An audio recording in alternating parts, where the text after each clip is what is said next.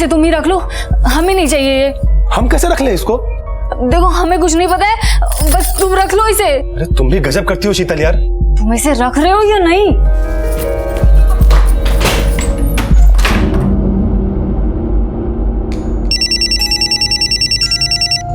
हाँ जीवन, तुमने रिक्शा स्टैंड पे देखा? दीदी सभी जगह देख चुके हैं पर वो कहीं मिल ही नहीं रहे। आपके कहने के मुताबिक हमने तो रेलवे रेस्ट रूम से लेकर रेलवे पुलिस स्टेशन तक भी छान मारा, लेकिन उर्मिला और गुड्डू का कहीं पता ही नहीं चल रहा है। ट्रेन को आके 5 घंटे हो चुके हैं, हम तो घर भी जाकर वापस देख कर आए। आखिर अब मैं क्या करूँ? इसीलिए जीवन, हमने तुमसे कहा था कि उर्मिला को मोबाइल लेकर दो, पर तुम हो कि हमारी बात मानते ही नहीं। दीदी आप अपनी बहू से एक बार फिर से पूछिए ना, वो ठीक से बिठाई थी ना ट्रेन में। अरे जीवन, हमने पूछा बहू से, वो कह रही है कि उसने खुद ने दोनों को ट्रेन में बिठा दिया था। शीतल, इतनी देर से इवनिंग वॉक से घर आती हो, क्या ये ठीक है? 5वां महीना चल रहा है तुम्हारा। अमृत, डॉक्टर ने तो हमें बोला है हमको बस अपनी बस, अच्छा देखो, आँख दिखाओ। हाँ बस करो, कुछ नहीं हुआ है हमें। क्या तुम्हारा समझ में नहीं आ रहा मुझे चल क्या रहा है ये? कहाँ से आती हो, कहाँ जाती हो? मुझे ठीक नहीं लग रहा तुम्हारा मामला। तो इसमें इतने सोचने की भी क्या जरूरत है? एक काम करो, जासूस लगा दो हमारे पीछे। जासूस की नहीं, तुम्हें इलाज की जरूरत है। तुम्हारा दिमाग बेकाबू हो रहा है, पागल हो रही है तुम। शीतल सुनो, आपकी चाय। क्या बात है, बड़ी अकेले अकेले मुस्कुरा रही हो? फिर से वही रोज रोज का ड्रामा देखने को मिल गया। अच्छा, शीतल और अनिरुद्ध? हाँ, आज फिर से शीतल मैडम सुन रही थी, इतना लेट क्यों आती हो, कहाँ रहती हो, वही सब वगैरह वगैरह। पता नहीं इनका रिश्ता कभी ठीक होगा या नहीं। अरे ऐसा कौन सा ट्रेन में बिठा दिया जीजाजी जो उर्मिला और गुड्डू अभी तक घर ही नहीं पहुंचे?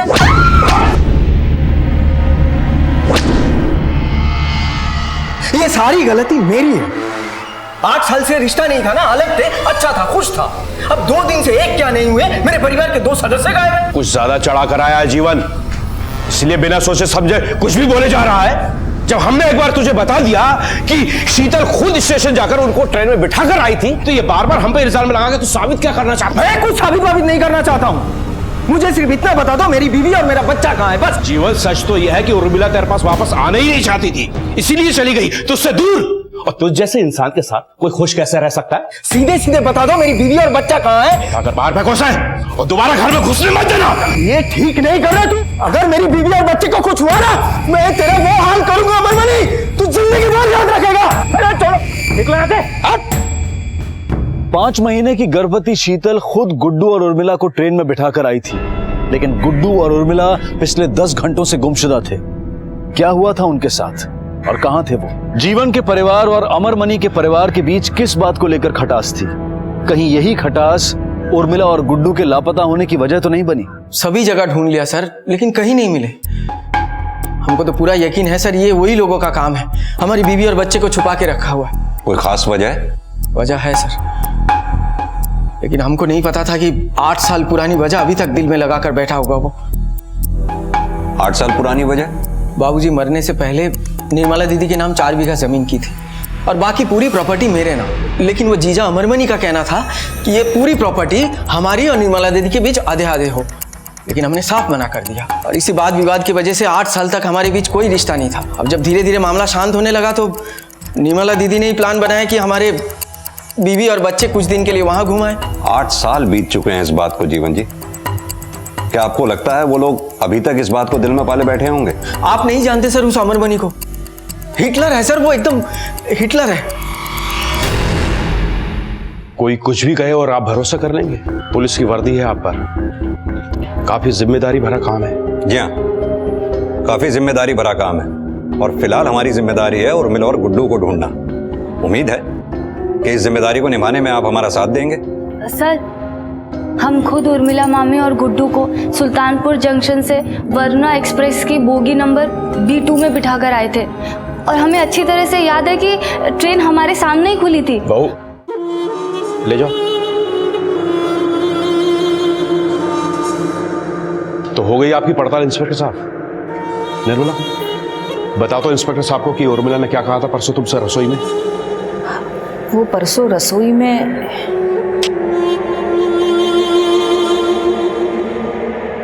उर्मिला, तुम्हारी तबीयत तो ठीक है ना? कुछ ठीक नहीं चल रहा है दीदी। जीवन के पास जाने का मन ही नहीं करता है। पर क्यों उर्मिला? तुम दोनों का इतने सालों का साथ है और तुम दोनों एक दूसरे को इतना चाहते भी हो। चाहते हैं नहीं दीदी, चाहते थे, अब हमारी चाहते बदल गई हैं। अब वो बात नहीं है। और मुझे जो प्यार चाहिए, कम से कम जीवन तो मुझे वो प्यार कभी नहीं दे पाएगा। ऐसा भी हो सकता है कि उर्मिला अपनी मर्जी से किसी और के पास चली गई हो। निर्मला के बयान से इस केस का रुख बदल गया। जहां जीवन को शक था कि उसकी पत्नी और उसके बच्चे के गायब होने के पीछे अमरमणि और बाकी के घर वालों का हाथ था, वहीं निर्मला का कहना था कि जीवन और उर्मिला की बनती नहीं थी। आखिर सच क्या था? कहां थे उर्मिला और गुड्डू? जीवन जी, ये देखिए, ये है पैसेंजर चेकलिस्ट जो हमें उस ट्रेन के टीसी ने दी थी।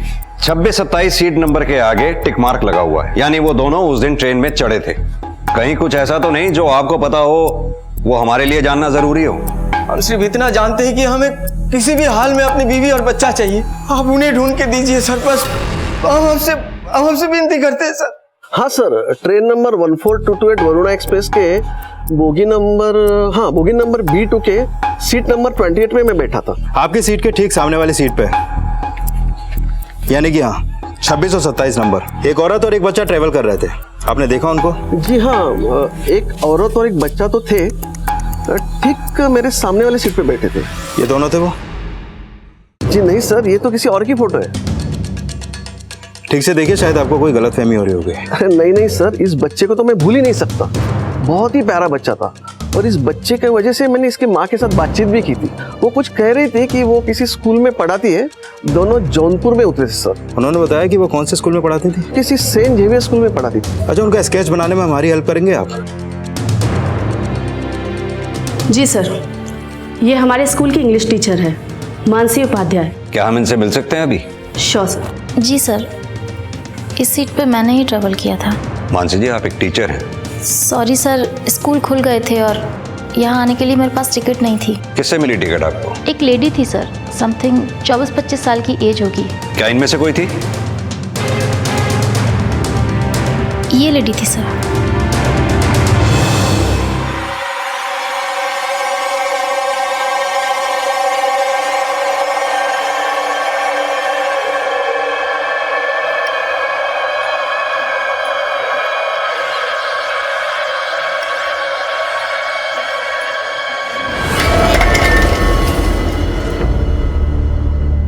गणेश, वो शीतल के घर फोन लगा। बाबूजी नहीं लग रहा, नॉट रीचेबल बता रहा। अनिरुद्ध, तू फटाफट वो उसके मायके जा, हो सकता है वो वहां पर हो। पर पापा, वो वहां क्यों जाएगी? अरे तुझको देख के आने में क्या है, हो सकता है वो वहां हो। चल जल्दी जा। ठीक है, मैं जाता हूं। राजवीर, ये शीतल का एजेंडा क्या हो सकता है इन सबके पीछे? एक 5-6 महीने की प्रेग्नेंट लेडी का एक औरत और 10 साल के बच्चे को गायब करना पॉसिबल नहीं है। जरूर इस प्लान में कोई और भी था उसके साथ। सर, एक और अजीब बात है, जब उर्मिला इनके घर गई तो शायद पहली बार उर्मिला और शीतल की मुलाकात हुई होगी, क्योंकि पिछले 8 सालों से दोनों परिवारों के बीच में कोई भी बातचीत नहीं थी और शीतल को भी इस घर में आए हुए ज्यादा टाइम नहीं हुआ सर। कहीं ऐसा तो नहीं उर्मिला घर में आई और उर्मिला के हाथ शीतल का कोई गहरा राज लग गया हो जिससे शीतल को खतरा हो? हाँ सर, एक ऐसा राज जिसमें नुकसान सिर्फ शीतल को ही नहीं, उसके साथ साथ किसी और को भी था। इसलिए इस नुकसान से बचने के लिए उन्होंने उर्मिला को ही गायब कर दिया। या हो सकता है सर, इस गुनाह के पीछे पूरा का पूरा परिवार हो। हाँ, हो सकता है, लेकिन एक बात और है, उर्मिला और गुड्डू तो गायब हैं ही, उनका लगेज भी तो होगा।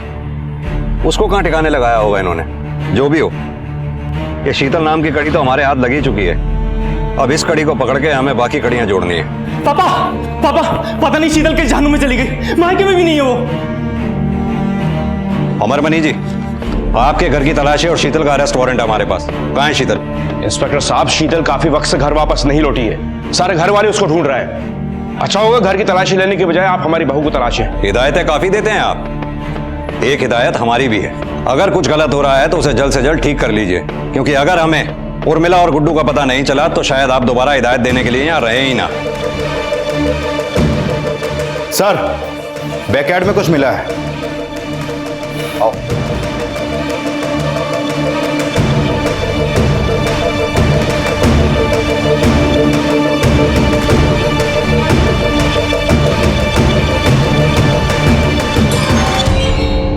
शीतल ने यह झूठ क्यों बोला था कि वो उर्मिला और गुड्डू को खुद स्टेशन छोड़कर आई थी?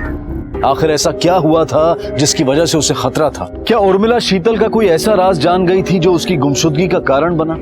और अब शीतल कहां थी? और पुलिस को अब अमरमणि के घर से कुछ ऐसा मिला जिसके बाद उनके होश उड़ गए। इस केस की परतें अभी तो बस खुलना शुरू हुई थी।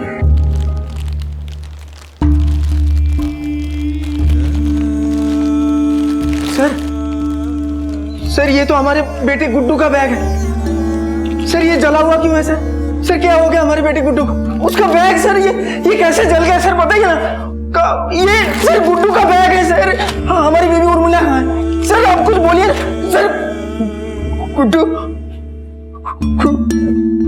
उर्मिला। ये शीतल और उर्मिला के बीच क्या प्रॉब्लम थी? सर हमें कुछ नहीं पता। हमें तो यही समझ में नहीं आ रहा है कि शीतल ने हम सबसे झूठ क्यों बोला कि वो उर्मिला मामी को ट्रेन में बिठा के आई थी। गुड्डू और उर्मिला दोनों लापता है। दो लोगों को एक प्रेग्नेंट औरत अकेले तो गायब नहीं कर सकती। और कौन कौन शामिल है इस कांड में? हम में से भला कोई ऐसा क्यों करेगा? और अगर हमें करना ही होता तो हम 8 साल पहले नहीं करते। और जब से हमें पता चला है कि शीतल ने हम सबसे झूठ बोला है, तब से हमें भी शक होने लगा है कि इन सब के पीछे शीतल का ही कोई मकसद है। किसका फायदा है किसका नुकसान, ये तो हम ढूंढ ही लेंगे। फिलहाल आपको एक हिदायत है, सच उगल दीजिए। इंस्पेक्टर साहब, मैं जो कुछ भी करता हूँ डंके की चोट पर करता हूँ। कायर नहीं हूं मैं।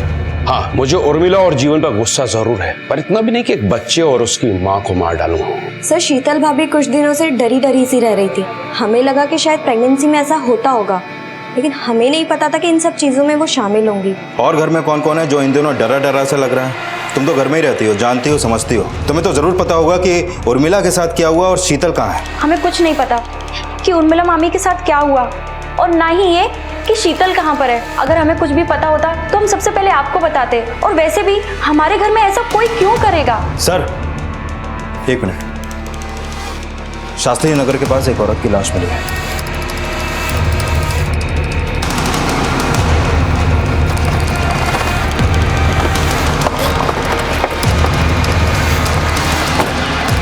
हटो साहब ने सर। बॉडी को पोस्टमार्टम के लिए भेजो। सर डिटेल रिपोर्ट आने के लिए थोड़ा टाइम लगेगा। ऑब्जर्वेशन के हिसाब से ये मौत जहर खाने की वजह से हुई है। बॉडी पर ऐसे कोई मार्क नहीं मिले जिससे ये लगे कि मर्डर हो। यानी ये तभी हो सकता है जब मर्डर करने वाला कोई बहुत नजदीकी हो। पॉसिबल है सर। वैसे भी एक 5 महीने की प्रेग्नेंट लेडी को फिजिकली जहर खाने के लिए फोर्स करना कोई बड़ी बात नहीं है। राजवीर, मामला क्या है कुछ समझ में नहीं आ रहा है। शीतल कहती है उर्मिला और गुड्डू को वो स्टेशन पे छोड़ के आई, पर असल में उर्मिला और गुड्डू स्टेशन पे पहुंचे ही नहीं। फिर पता चलता है कि शीतल ने वो टिकट्स किसी और को बेच दी थी। आखिर शीतल ने ऐसा किया क्यों? क्या मकसद था शीतल का उर्मिला और गुड्डू के लापता होने में? आखिर उर्मिला और गुड्डू हैं कहाँ? कहीं ऐसा तो नहीं शीतल की हत्या के बाद उनके साथ भी कुछ? एक चीज तो तय है, इस प्लान में कौन कौन शामिल था ये हमें पता नहीं, लेकिन शीतल इस प्लान में शामिल थी ये कंफर्म है। उसके कॉल रिकॉर्ड्स खंगालो, जरूर कुछ ना कुछ हाथ लगेगा। सर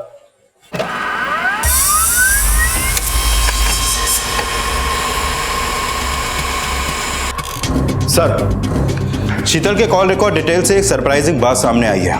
एक ऐसा नंबर है जिससे शीतल की रेगुलर बात होती थी। किसका नंबर है? संजय शुक्ला, पंडित है। इन लोगों के इलाके के लगभग सारी घरों में यही पूजा करता था, यहाँ तक कि अमरमणि के घर में भी। तो उसका इन सबसे क्या कनेक्शन? कनेक्शन यह है सर कि शीतल का इस पंडित से कुछ ज्यादा ही लेना देना था। ये देखिए सर, कॉल रिकॉर्ड डिटेल्स पिछले 3-4 महीनों में फ्रिक्वेंट कॉल्स हैं। अब जाहिर सी बात है इतने कॉल करके कोई गायत्री मंत्र तो सुनाता नहीं होगा। उठा लाओ पंडित जी को।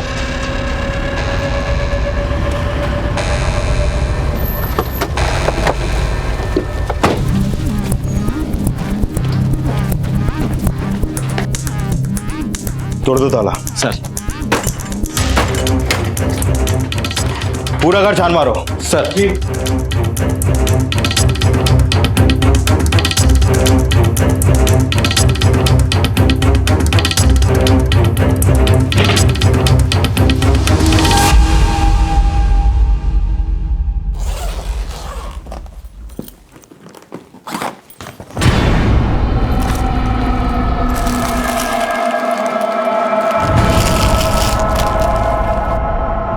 औरतों का सामान, पर ये सारा सामान यूज किया हुआ लग रहा है सर। सर अंदर से ये मिला है।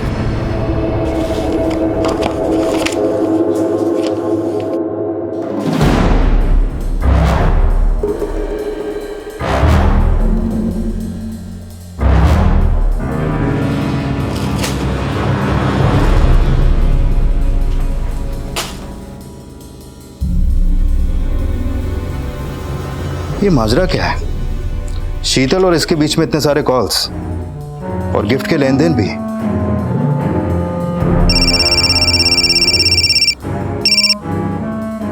हाँ राजवीर बोलो। सर, संजय ने हर गिफ्ट की डिटेल्स लिख के रखी है। पंडित आदमी है, ज्यादा ज्यादा कितना कमा लेता होगा? 7-8 हजार। इसका बैंक अकाउंट चेक करूं? कोई फायदा नहीं, हो सकता है इसके नाम पे कोई बैंक अकाउंट हो ही ना। इन लोगों का ज्यादातर धंधा कैश पे ही चलता है। सर, सिचुएशन को देख के लगता है कि शीतल का इस पंडित से कोई ना कोई चक्कर तो है। हो सकता है। एक काम करते हैं, अनिरुद्ध से पूछताछ करते हैं। उसकी बीवी मर चुकी है और बीवी का आशिक गायब है। इस त्रिकोण का तीसरा कोण तो वही है। ले आओ उसे। डीएनए टेस्ट करवा लीजिए ना, मेरा ही बच्चा निकलेगा।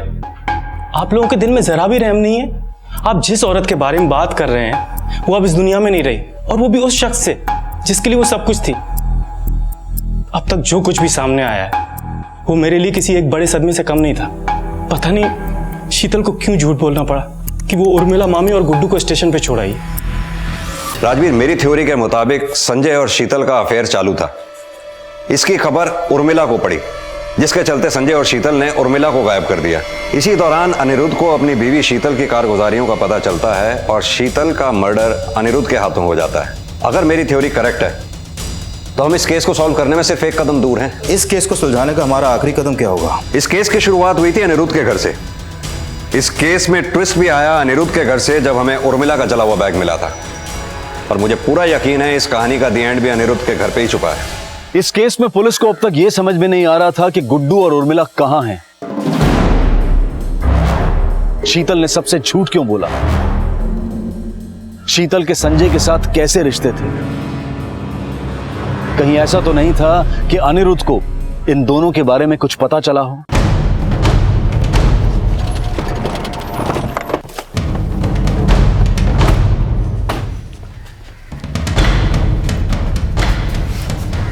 सर, एक साथ पूरा का पूरा परिवार कहां जा सकता है? पड़ोसी से पूछताछ करते हैं, शायद कुछ पता चले।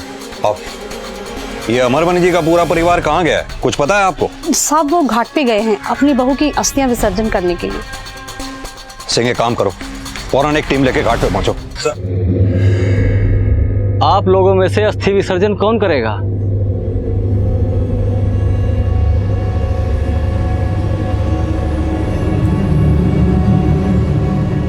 नहीं, हम उसकी अस्थियों को हाथ भी नहीं लगाने वाले।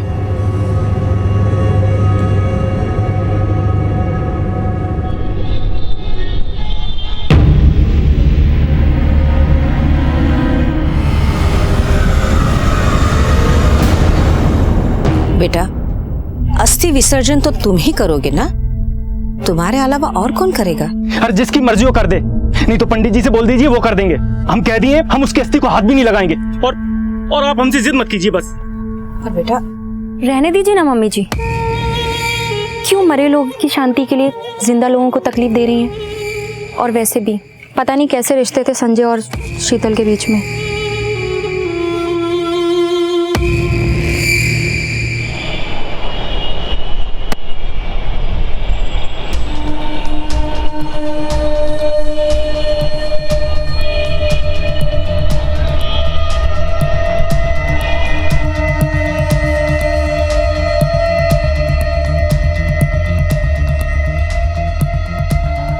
ये लोग तो कब के यहाँ से चले गए साहब। कहाँ गए? शायद किसी होटल में गए होंगे। आपको मालूम है कौन से होटल में ठहरे हैं ये? अब यहाँ 10-12 होटल हैं साहब, उन्हीं में से किसी एक में ठहरे होंगे। अनिरुद्ध, तुमने पुलिस को झूठ क्यों बोला? तो क्या करता, सच बोलता तो वो लोग मुझ पे शक करने लगते। क्या बात है, लगता है तुम दोनों के बीच बहुत ही इमोशनल सीन चल रहा था। हमने आकर डिस्टर्ब तो नहीं कर दिया आपको अनिरुद्ध और माधुरी? क्या हुआ सर? यही तो हम पूछना चाहते हैं कि पूरा परिवार एक साथ गायब है, आखिर बात क्या है? हम कहीं भाग नहीं रहे थे, अस्थि विसर्जन के बाद यहाँ से सीधे घर ही आ रहे थे। अस्थि विसर्जन तो कब का हो चुका, बाकी के परिवार के लोग कहाँ हैं? वो तो सब घाट पे थे, अब तक तो उन्हें आ जाना चाहिए था। ना तो वो घाट पे हो, ना ही अभी तक यहाँ पर वापस लौटे हैं। आखिर गए कहाँ बोलो?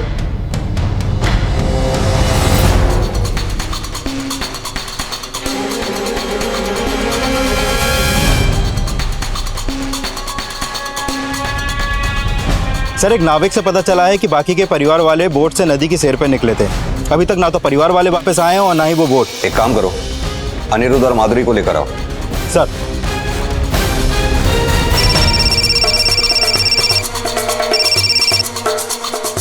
हेलो, लेकर आओ उसे।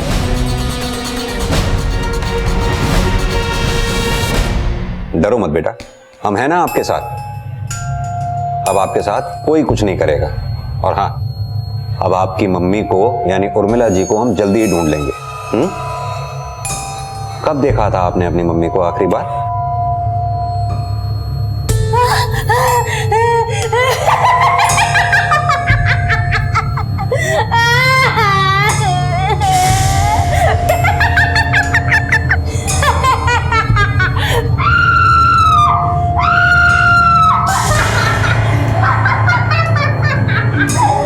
भूत घुस आया इसमें। अगर इसे ऐसे ही छोड़ दिया ना तो हम सबके लिए खतरा है। हाँ, मार डालो इसे, इससे पहले कोई नुकसान हो। खत्म कर दो इसको। हाँ माँ, अब तो यही उपाय बचा है कि इनको मार के अपनी जान बचाई जाए। अच्छा, जिसने आपका मुंह दबाया उसको देखा आपने? अमरमणि, गणेश, प्रिया, शीतल और निर्मला ने जो उसकी मां के साथ किया था वो शायद उसे जिंदगी भर नहीं भुला पाएगा। इस सब की वजह से उसकी मानसिक स्थिति पर काफी असर पड़ा है, जिससे उभरने की वो अब भी कोशिश कर रहा है। आखिरकार पुलिस को गुड्डू के साथ साथ मुजरिमों का भी पता चला। जो बात पता चलनी बाकी थी वो ये थी कि इन लोगों ने उर्मिला को क्यों मारा। एक बड़ी चुनौती ये भी थी कि मुजरिमों की पहचान तो हो चुकी थी, लेकिन इससे पहले कि पुलिस कुछ कर पाती, अमरमणि, गणेश, प्रिया और निर्मला एक साथ गायब हो गए। संजय की तो पुलिस को काफी वक्त से तलाश थी, पर उनकी हर मुमकिन कोशिश असफल साबित हो रही थी। सर, फैमिली का अब तक कुछ पता नहीं चला है। हमारे कांस्टेबल ने बोट से नदी में काफी दूर तक ढूंढा, लेकिन उनके हाथ कुछ नहीं लगा। राजवीर, इन लोगों ने उर्मिला को मार के गुड्डू को एक अनजान जगह पर छोड़ दिया। इन सब के बाद कत्ल होता है शीतल का, यानी शीतल से कोई इन्हें बड़ा खतरा था। सर, मुंह खोलने का खतरा। एग्जैक्टली। अब इस सीन में बचते हैं 5 लोग, अमरमणि, गणेश, प्रिया, निर्मला और संजय। डेफिनेटली संजय ने गुड्डू का मुंह दबाया होगा और वो इस मर्डर में शामिल भी है, इसलिए वो अभी तक फरार है। अब सवाल ये उठता है कि आखिर ये सब हुआ क्यों? क्या उर्मिला के होने से अमरमणि परिवार को जान का खतरा था? सर, वैसे ये तो वो कैरेक्टर्स हैं जो सामने क्लियर दिख रहे हैं, कहीं पर्दे के पीछे अनिरुद्ध और माधुरी तो नहीं। आखिर पूरे परिवार वाले इन दोनों को साइड में करके प्लानिंग क्यों करेंगे? आधी कहानी हमें पता चल चुकी है और बाकी की आधी तुम दोनों इज्जत से बता दो, वरना जब हम अपनी औकात पे आते हैं ना तो अच्छे से अच्छे कहानियां बनाना भूल जाते हैं। बताओ, तुम्हारे परिवार ने मिलकर उर्मिला का खून क्यों किया? सर, ऐसा कुछ हुआ ही नहीं है और आप कुछ भी बोलेंगे हम मान लेंगे। आप जिस कहानी की बात कर रहे हैं उसमें कोई सच्चाई नहीं है, वो सिर्फ एक कहानी है। हमारे पास गवाह भी हैं और सबूत भी कि तुम्हारे परिवार ने मिलकर उर्मिला का खून किया है। पहले शीतल झूठ बोल रही थी, फिर पूरा परिवार, अब तुम दोनों सच सच बता दो, वरना तुम्हें पता है कि हम क्या करेंगे। सर, आपको दिखाई नहीं दे रहा? पहले शीतल गायब हुई, मैंने उसे खो दिया, अब मेरी पूरी फैमिली गायब है। सर, आप कुछ करते क्यों नहीं? मुझे तो डर है ये सब जो कोई भी कर रहा है कहीं वो मेरी पूरी फैमिली के साथ भी। सर, हम लोग सच कह रहे हैं, हमें कुछ नहीं पता। आप ही सोचिए, अगर हम दोनों को कुछ भी पता होता तो क्या हम आपके सामने इस तरह बैठे होते? राजवीर, ये केस जितना सुलझा हुआ दिखता है उतना उलझा हुआ भी है। समझ में नहीं आ रहा कि आखिर इन सब ने ये मर्डर किया क्यों, वजह क्या थी इसके पीछे? सर, मुझे अब तक ये समझ में नहीं आया कि इस शीतल का संजय के साथ गिफ्ट वाला चक्कर क्या है। जो एंगल हमें दिखाई दे रहा है, क्या वही सच है या उन गिफ्ट्स के पीछे कुछ ऐसा भी है जो हमें दिखाई नहीं दे रहा? इतने महंगे गिफ्ट्स, सारे यूज किए हुए, जिसको जरूर शीतल ने इस्तेमाल करके लौटा दिए होंगे, और ऊपर से इन गिफ्ट्स के रिकॉर्ड जो संजय ने खुद लिख के रखे थे। ये गिफ्ट्स जहां से खरीदे गए उन दुकानों को ट्रेस करो। महंगे गिफ्ट्स हैं, हो सकता है पेमेंट कैश में ना की गई हो। अगर संजय का खुद का कोई सोर्स ऑफ इनकम नहीं था तो उसने कहीं ना कहीं से कुछ ना कुछ तो जुगाड़ लगाया ही होगा। लोगों से पता करो क्या उन्होंने शीतल और संजय को एक साथ आते जाते देखा था, और पॉसिबल हो तो दुकानों के सीसीटीवी फुटेज चेक करो। सर,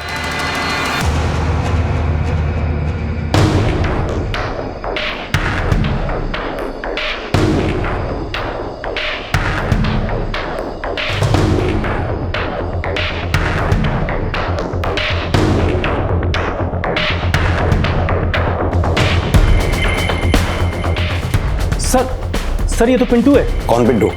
सर, ये प्रिया के पीछे था।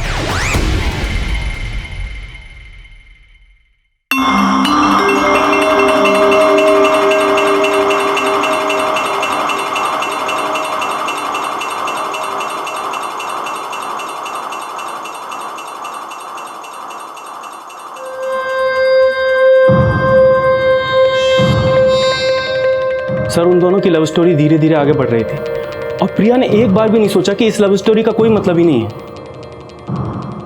और पापा ने एक बार उन दोनों को अपनी आंखों से देख लिया। लगता है मजनू को भी पीछे छोड़ दोगे। तुम हमारी लैला बन जाओ तो मजनू को क्या, निक्का को भी पीछे छोड़ देंगे। मैं बताता हूँ तू क्या करेगा। आज तुझसे बाद में निपटूंगा। सर मैं बताता हूँ। बता। सर माँ कसम मैंने कुछ नहीं किया। सर मानता हूँ प्रिया और मेरे बीच संबंध था, पर सर बात बराबर की थी सर, इसलिए तो हम दोनों ने मिलकर भूत का नाटक किया था। भूत का नाटक? हाँ सर, वो दरअसल प्रिया के पापा जी ने हमें देखा तो उन्होंने हमें तो कूटा ही और साथ ही साथ प्रिया का घर से निकलना मुश्किल कर दिया। सर संजय हमारा अच्छा दोस्त था। ए संजय, एक बात बता, ये प्रिया के घर का पूजा पाठ तेरे हाथ में ही है ना? अबे साले, अब ये मत बोलना कि तुम दोनों की कुंडली मिलवाएं। अरे नहीं मेरे भाई, तू बस प्रिया और मेरा मिलने का जुगाड़ बना दे। माँ कसम जिंदगी भर लक्ष्मी जी की पूजा करेगा। संजय ने शीतल भाभी को पटा लिया, जिससे प्रिया और हमें अच्छा मौका मिलने लग गया, और फिर भाभी ने भूत का नाटक स्टार्ट कर लिया। और संजय ने घर वालों को समझाया कि उन्हें भूत झाड़ने के लिए घर से बाहर लेके जाना पड़ेगा, और भाभी के साथ प्रिया भी आने लगी।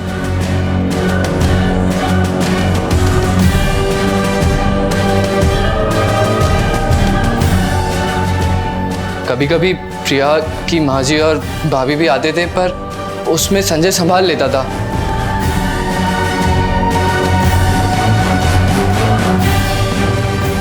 भाभी जी को गिफ्ट्स का शौक था, उन्हें वो मिल जाता था। संजय को पैसे की लालच थी, उसे पैसे मिल जाते थे। सर प्रिया और हमें सिर्फ मिलने की चाह थी। सर एक मिनट, मैंने पिंटू की कॉल रिकॉर्ड और लोकेशन डिटेल्स चेक की, क्लीन है। इससे भी कोई खास हाथ नहीं लगा है। माजरा क्या है कुछ समझ में नहीं आ रहा। उर्मिला की मौत से लेके इन सब के गायब होने तक बस एक राज बना हुआ है सब।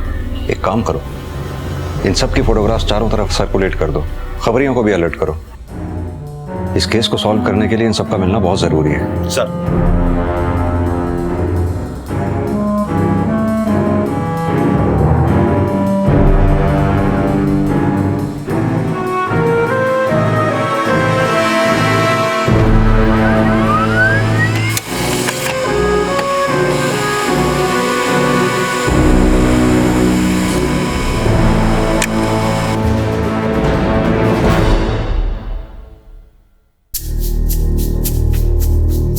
अनिरुद्ध, तुम कब तक ऐसे बैठे रहोगे? और फिर गणेश भी तो नहीं है ना। देखो, किसी के चले जाने से लाइफ नहीं रुक जाती। अच्छा छोड़ो, देखो मैं तुम्हारी पसंद का खाना लाई हूँ, सब कुछ तुम्हारी पसंद का बनाया। प्लीज खा लो, प्लीज। चलो मैं खिला देती हूँ।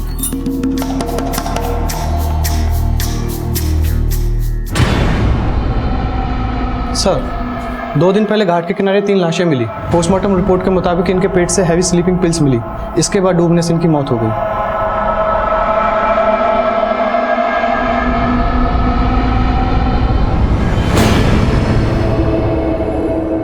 सर, इन्वेस्टिगेशन के दौरान घाट के दूसरी तरफ हमें एक नाविक मिला, जिसने उसी दिन दूसरी तरफ एक लड़की के साथ एक आदमी को निकलते देखा।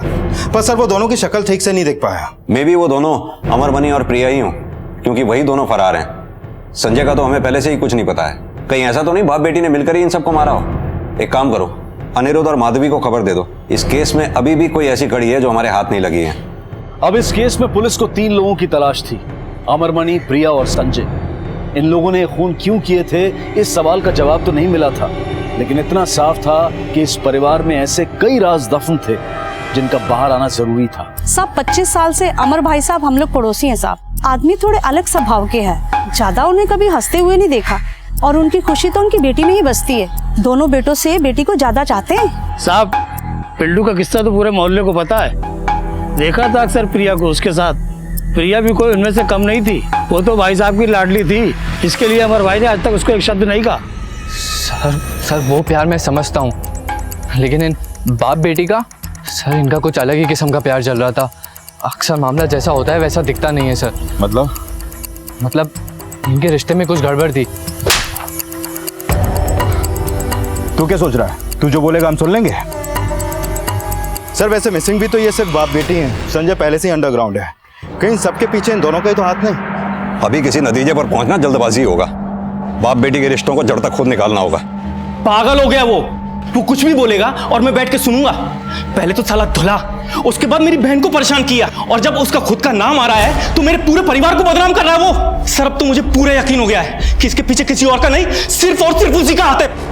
अगर मेरा बस चले ना, साले को जान से मार डालूं मैं।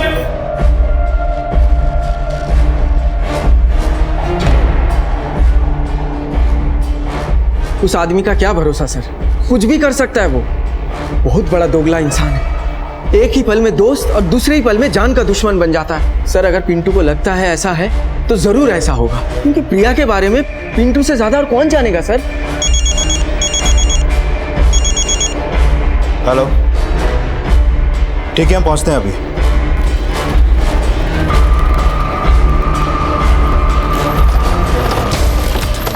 हटो सामने से, साइड।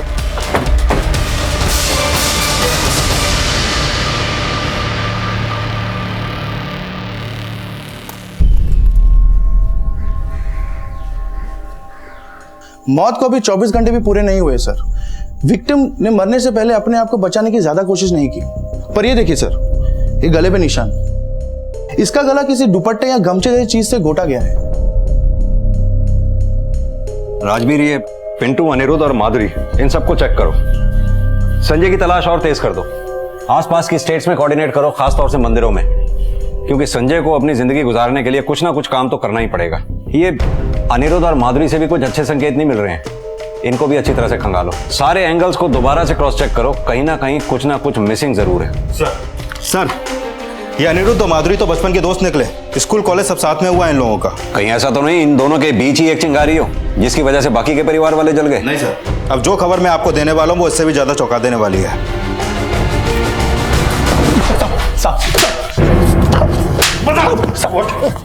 बिहार भाग के गया, और वो भी कहां? मंदिर में। तुझे ये ध्यान नहीं रहा कि वहां तेरे जैसों की कोई जरूरत नहीं है। बोल कौन कौन शामिल था इस कांड में तेरे साथ? मानता हूं कि मैं उर्मिला मामी और शीतल को मारने में मैं था, लेकिन साहब उसके अलावा मैंने किसी को नहीं मारा, भगवान कसम। ये सब उस पिंटू और प्रिया का किया धरा है। साहब प्रिया ने हमको बोला था कि वो घाट पे जाके परिवार का पूरा खेल खत्म कर देगी। अरे पगला गए थे वो लोग, उसने हमसे भी कहा लेकिन हमने मना कर दिया।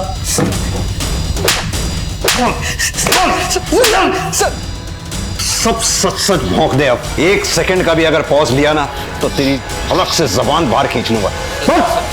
सर वो उर्मिला मामी को सब पता पड़ गया था, और सर वो सबको बता देती सर, इसलिए हमने सोचा कि हम उन्हें रास्ते से हटा देंगे। बता, बाकियों ने तेरा साथ क्यों दिया? साहब वो शीतल पे तो भूत आने का नाटक चल ही रहा था, लेकिन एक दिन जब उर्मिला मामी को सब पता चल गया तब। मामी जी, ये जो कुछ भी हो रहा है वो हमारे घर का निजी मामला, आप इससे दूर रहे तो ही बेहतर होगा। सबको पता चलेगा तो तुम्हारे पापा की इज्जत क्या रह जाएगी? मुझे तो उन्हें बताना ही पड़ेगा। और इस उम्र में भला कोई करता है ऐसा? लगता है वक्त आ गया है कि आपको ना मोक्ष की प्राप्ति हो। क्या मतलब कि ये क्या खिला दिया तुमने मामी जी को? भूत का धतुरा। अब जोर जोर से चिल्लाओ वरना भूत हमारे सर पे नाचेगा।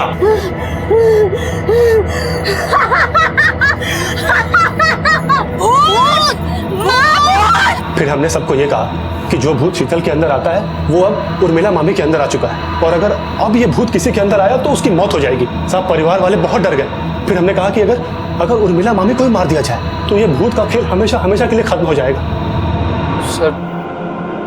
सर इन सब के बाद शीतल भाभी की हालत पतली हो गई। सर वो कभी भी किसी को जाके सब बता सकती थी, इसलिए हमने सर उस दिन जब अस्थि विसर्जन करने वो लोग घाट पर गए थे तब प्रिया और हमने उनकी कोल्ड ड्रिंक में बेहोशी की दवा मिलाई थी, और सर फिर उन लोगों को नदी के बीचों बीच जाके फेंक दिया। हमें तो लाशें 3 मिली थी, गणेश, निर्मला और नाविक की। तो फिर अमरमणि की लाश? सर सबको मारने के बाद प्रिया और मेरा प्लान था कि हम लापता हो जाएंगे। तो सर जैसे ही आपने हमको पकड़ा सर हमें डर लगा कि अगर आप प्रिया तक पहुंचे तो वो सारा इल्जाम हम पर ठोक देगी। जुर्म की रोशनी देखने में तो बड़ा मजा आता है पिंटू, लेकिन उसकी चकाचौंध मुजरिम को कब अंधा कर देती है उसे पता भी नहीं चलता। प्रिया ने तो तेरे प्यार में क्या क्या प्लान किए थे, और आखिर उसको मारा भी तो किसने? खुद उसी के प्यार ने। सही कहते हैं शायद लोग, जैसी करनी वैसी भरनी। और तू तो धर्म का ज्ञानी था, लालच ने तेरे ज्ञान पे भी पर्दा डाल दिया या तू इनके साथ हो लिया? अब देना प्रवचन अपने कुकर्मों का सलाखों के पीछे।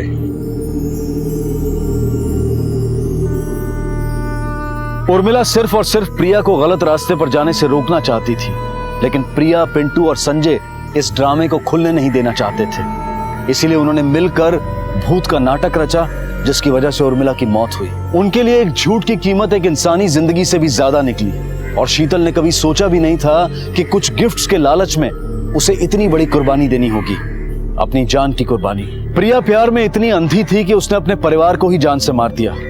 वो परिवार जिसने उसे बचपन से पाल पोस कर बड़ा किया, वो परिवार जिनको उसकी चिंता थी। इस केस में उर्मिला इकलौती इनोसेंट विक्टिम थी, पर बाकी के सारे विक्टिम वो थे जो खुद इस केस के गुनाह में शामिल थे। काम, क्रोध, मोह, माया जब अपनी हदों से आगे बढ़ जाए तो अंजाम बहुत बुरा हो सकता है, इतना बुरा कि उसकी कल्पना भी नहीं की जा सकती। इसी विचार के साथ अब मैं अनूप सोनी आपसे विदा लेता हूं। फिर मुलाकात होगी अगले एपिसोड में एक और चौंका देने वाले केस के साथ। तब तक अपना और अपने परिवार का ख्याल रखें और देखते रहें क्राइम पेट्रोल डायल 100। सबक एक को सीख हम सबको। जय Hind. If you want to enjoy more Desi crime content like this, please subscribe to our channel and click the bell icon. Stay connected with us.